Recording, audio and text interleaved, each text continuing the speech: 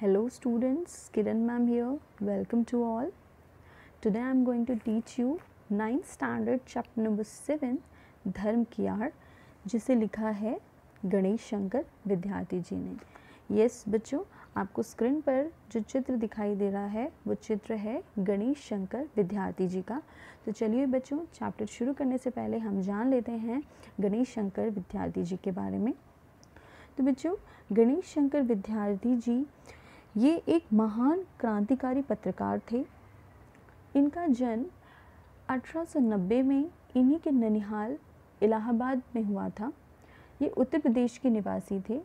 इनके पिताजी का नाम था मुंशी जय नारायण के। और बच्चों, ये महान पत्रकार के साथ साथ स्वतंत्रता संग्राम के एक महान सिपाही भी थे, एक सुधारवादी नेता थे। बच्चों, ये उच्च कोटि के वक्ता थे और ईश्वर भक्त थे। बच्चों, आप देख सकते हैं एक चित्र जो आपके स्क्रीन पर है। ये बच्चों धर्म की आड़, ये गणेश शंकर विद्यार्थी जी द्वारा रचित एक निबंध है। और इस पाठ में लेखक ने धर्म के नाम पर लोगों को, जो लोग धर्म के नाम पर लोगों को आपस में लड़ाते हैं और लड़ाने के बाद अपना स्वार्थ सिद्ध करते हैं, तो ऐसे लोगों पर कटाक्ष किया है। तो बच्चों चलिए हम अपना पाठ शुरू करते हैं। तो बच्चों यहाँ पर हम देखते हैं कि लेखक गणेश शंकर विद्यार्थी जी ने इस पाठ में, उनका मानना है कि इस देश में चारों तरफ धर्म की धूम मची हुई है। धर्म और ईमान के नाम पर उत्पात किए जा रहे हैं। लोग धर्म के नाम पर आपस में लड़ने को तैयार हैं और देश के सभी शहरों की यही दशा है। आम आदमी बिना कुछ समझे, बिना कुछ सोचे, केवल स्वार्थी लोगों के संकेतों पर उत्पात मचाने लग जाता है और उन स्वार्थी लोगों को इन लोगों का नेतृत्व मिल जाता है और वे अपना स्वार्थ सिद्ध कर लेते हैं। आम आदमी तो धर्म के तत्वों को जानता ही नहीं। वो तो केवल ये समझता है कि धर्म के नाम पर अगर धर्म और ईमान की रक्षा के लिए उसे अपने प्राण भी देना पड़े तो वो देना उसे उचित लगता है। और इन सब का फ़ायदा ये चालाक और स्वार्थी लोग उठाते हैं। ये स्वार्थी लोग इन्हें आपस में भड़काते हैं। इन्हें धर्म विरुद्ध एक दूसरे के प्रति भड़काया जाता है और आपस में लड़ाकर ये स्वार्थी लोग अपना स्वार्थ सिद्ध करते हैं।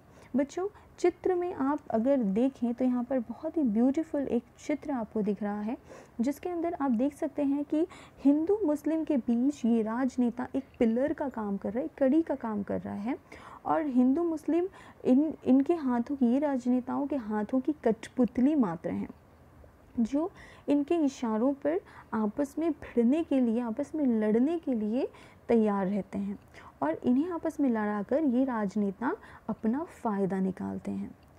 तो बच्चों, यहीं पर आप दूसरे चित्र में देख सकते हैं कि किस तरह से एक बच्चा है जिसके चारों ओर आपको हर तरह के धर्म जो हैं वो उसके अंदर डाले जा रहे हैं। तो बच्चों, ये चित्र ये इंडिकेट कर रहा है, संकेत दे रहा है कि जन्म देने का काम ईश्वर का होता है, लेकिन उसे धर्म देने का काम, धर्मों में बांटने का काम ये मनुष्यों का होता है। ये कार्य ईश्वर का नहीं होता। नेक्स्ट हम देखते हैं बच्चों, आगे बढ़ते हैं। धर्म के नाम पर शोषण।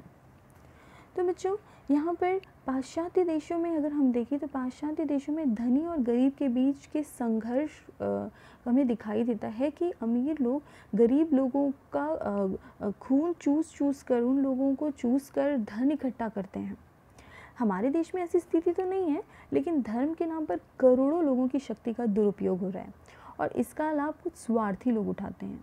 धर्म और ईमान के नाम पर किए जाने वाले इस व्यापार को अगर हमें रोकना है तो इसे रोकने के लिए जब तक हम साहस और दृढ़ता के साथ प्रयास नहीं करेंगे, नहीं किया जाएगा, तब तक के भारतवर्ष में ऐसे झगड़े बढ़ते ही जाएंगे। तो बच्चों, आगे देखते हैं हम इसका कि धार्मिक उन्माद को रोकने के क्या उपाय हैं। तो लेखक का विचार है कि देश में प्रत्येक व्यक्ति को अपने धर्म की उपासना करने का हक होना चाहिए।